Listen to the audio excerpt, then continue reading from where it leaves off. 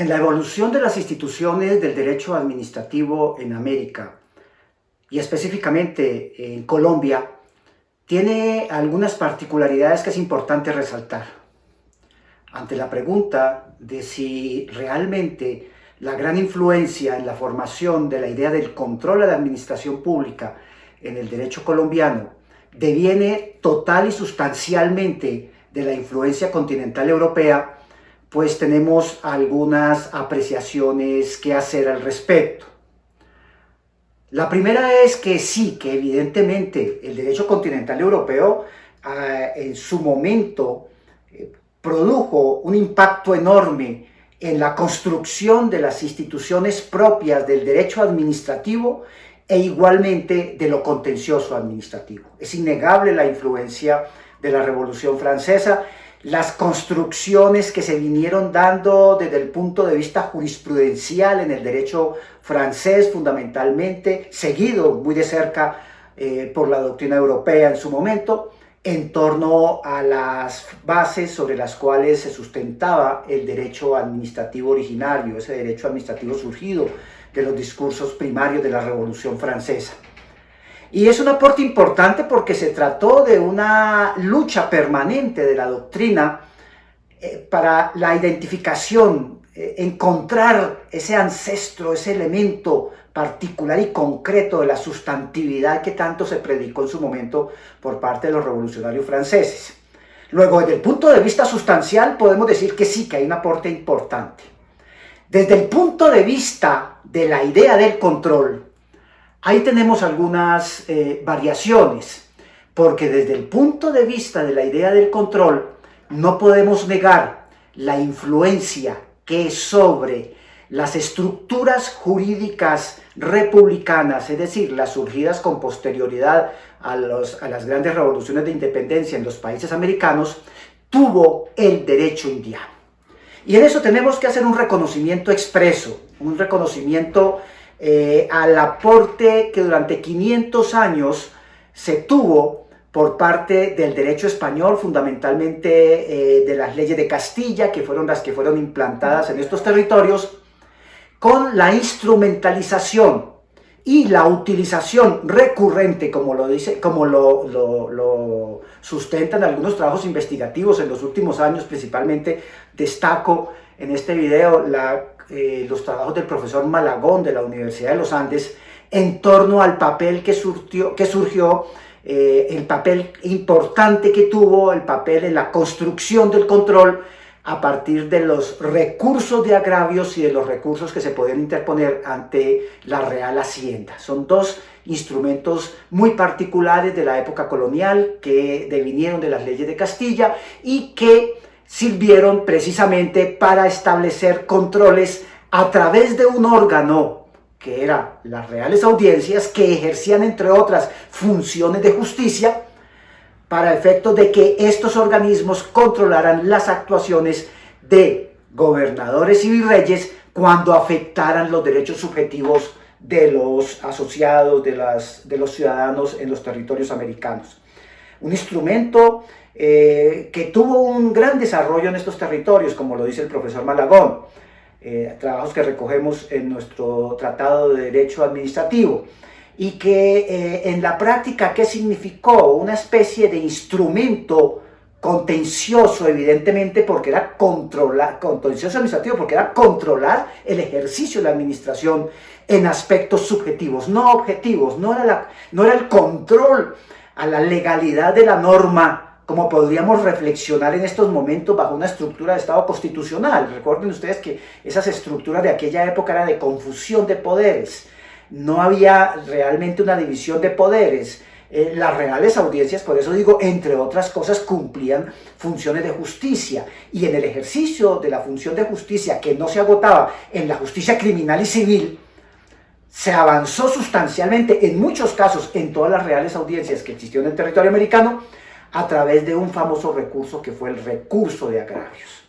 Quiero resaltar, para efectos de nuestra historia del derecho administrativo, el papel que tuvo el recurso de agravios. El recurso de agravios, diseñado bajo las estructuras de las leyes de Castilla, significó significó un instrumento de control muy efectivo cuando los actos de los virreyes o los actos de los gobernadores afectaban derechos subjetivos de los particulares.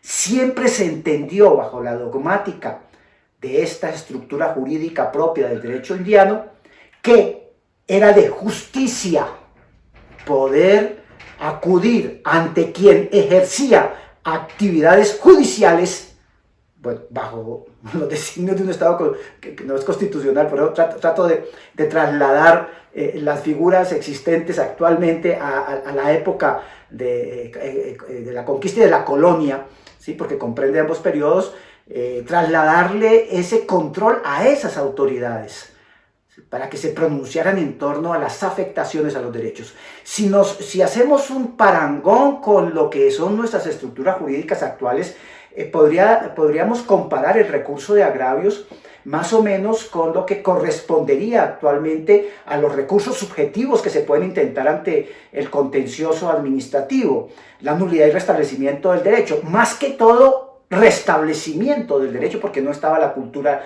de la legalidad, no un pronunciamiento de nulidad como lo destacan los trabajos de los historiadores.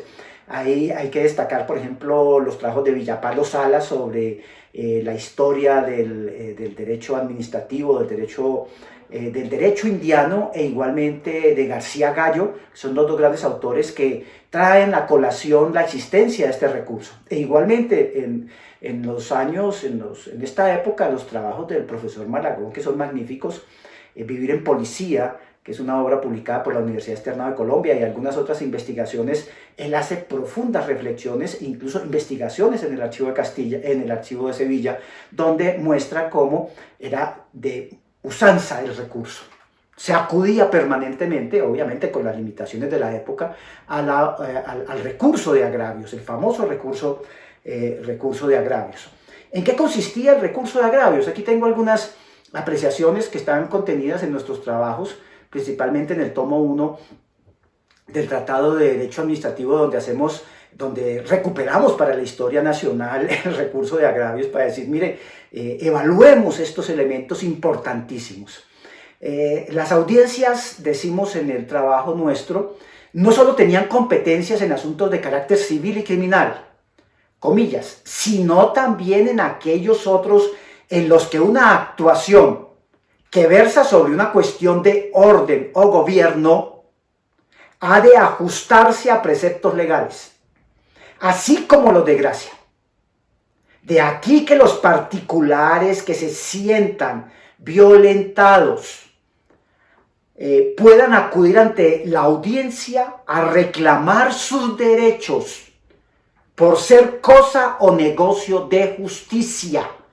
Fíjese que es una estructura subjetiva, una estructura donde se está reconociendo que existen derechos en cabeza de estos asociados, de estos ciudadanos que residían en el territorio americano, y que era posible que la actuación de los virreyes y de los gobernadores los afectaran. En otras palabras, podía acudir ese ciudadano ante la Real Audiencia con el fin de reclamar un pronunciamiento de estas autoridades y un reconocimiento de los daños o perjuicios causados por estas autoridades. Es bien interesante porque estamos hablando, como lo decimos y lo reconocemos en el trabajo, de un recurso que deviene del año 1502 y que obviamente fue incorporado aquí cuando se incorporaron las leyes de Castilla. Agregamos en nuestras apreciaciones sobre el recurso en el tomo 1 del Tratado de Derecho Administrativo la siguiente reflexión. Es importante que ustedes la tengan en cuenta para efecto de ubicarse cronológicamente y de entender el carácter sustancial de esta figura procesal, carácter sustancial de esta figura procesal. Dice, contra los actos de los virreyes o gobernadores era posible recurrir ante la Real Audiencia si estos versaban sobre asuntos de gobierno y ocasionaban lesión a los derechos de alguna persona. Fíjense el léxico de la época, asuntos de gobierno, no se hablaba de función administrativa, de actos administrativos, de asuntos administrativos, porque no existía división de poderes. La división de poderes es un tema constitucional, del Estado constitucional, que deviene con posterioridad a las grandes revoluciones en la Constitución norteamericana, en la Constitución francesa, en las constituciones que se expidieron en nuestros países a propósito de la época ya republicana, etcétera. Ya cuando trabajamos una cultura de división de poderes bajo la dogmática de la división de poderes, aquí no se trabajaba la división de poderes. Por lo tanto, lo que se identificaban eran actos de gobierno, asuntos de gobierno que ocasionaban lesión a los derechos de la persona.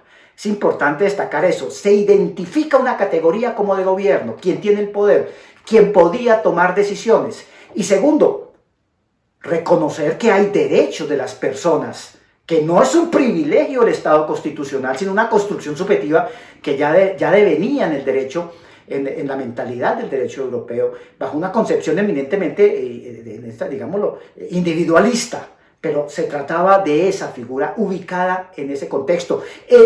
Imagínense ustedes, año 1500 y siguientes, porque este recurso llegó hasta la época de la independencia, hasta el año 1810. Son 400 años en los cuales se debatió permanentemente, se acudió a esa entidad que ejercía, que se ocupaba de resolver los litigios, ¿no? Por ser de justicia, como lo dicen precisamente los investigadores. El recurso de agravios, bajo esta circunstancia, obtuvo en América un desarrollo superior y diverso que en la península. El origen castellano se ubica desde el punto de vista normativo en la real pragmática de los reyes católicos, dada el 26 de julio de 1502, a través de la cual los reyes hacían un importante deslinde entre las materias gubernativas y de justicia, y atribuían a la audiencia el conocimiento de las contenciones surgidas entre la administración y los administrados. Fíjense, el deslinde entre lo que es gubernativo y lo que es justicia. Lo gubernativo propio de quien detentaba el poder real sobre estos territorios, que eran en nombre del rey, gobernadores y virreyes.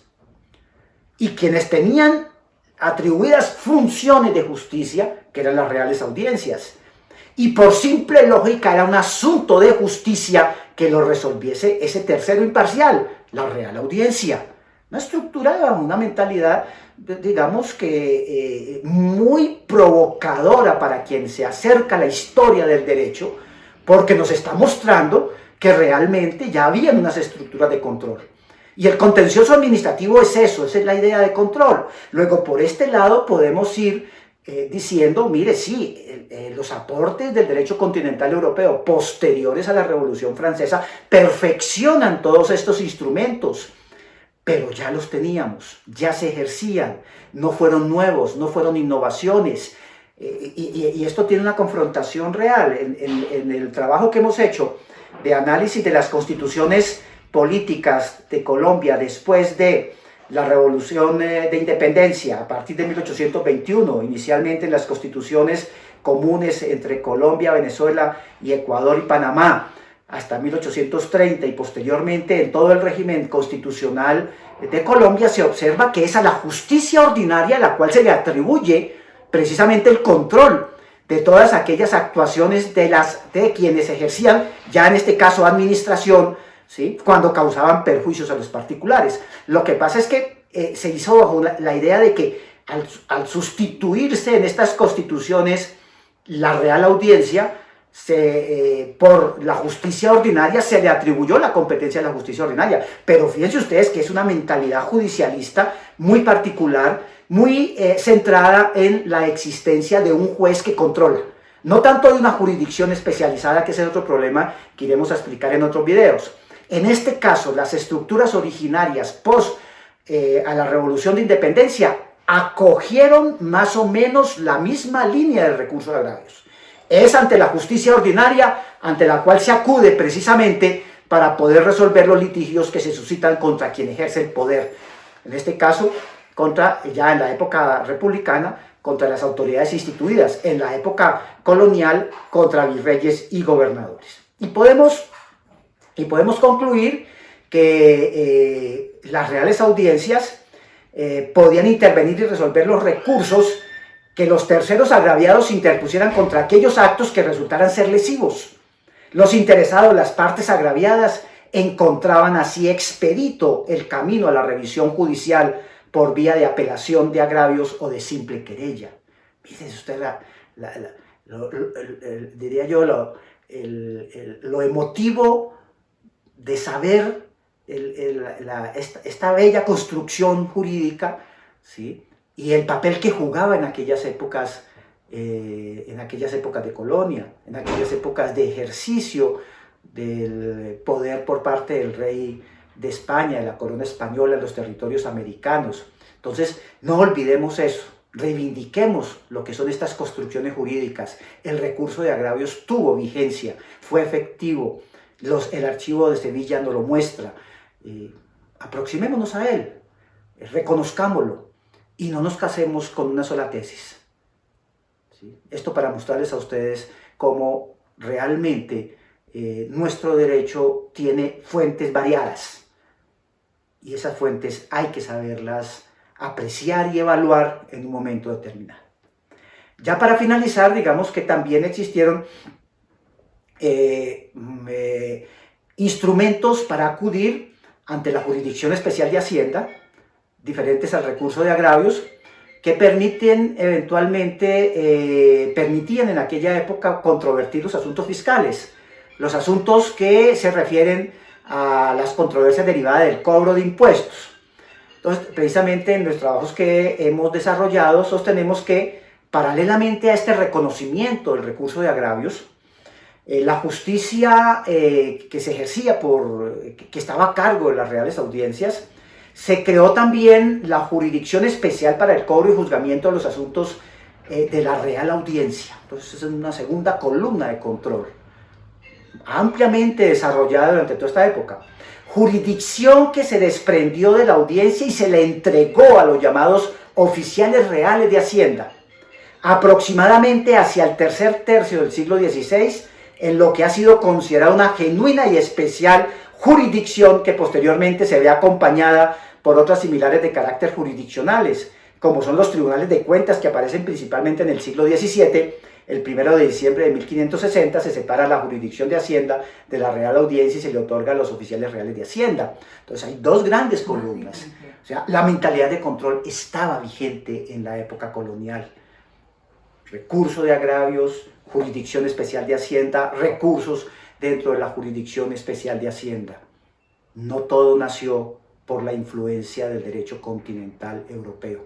No todo devino de las estructuras altamente decantadas propias de ese derecho administrativo que surge con posterioridad a la Revolución Francesa, en ese famoso postulado de los revolucionarios de que juzgar a la administración es también administrar, y por lo tanto construyeron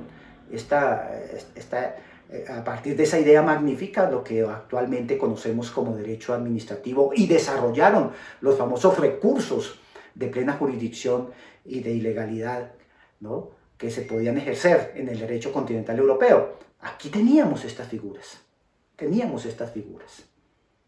Muchas gracias.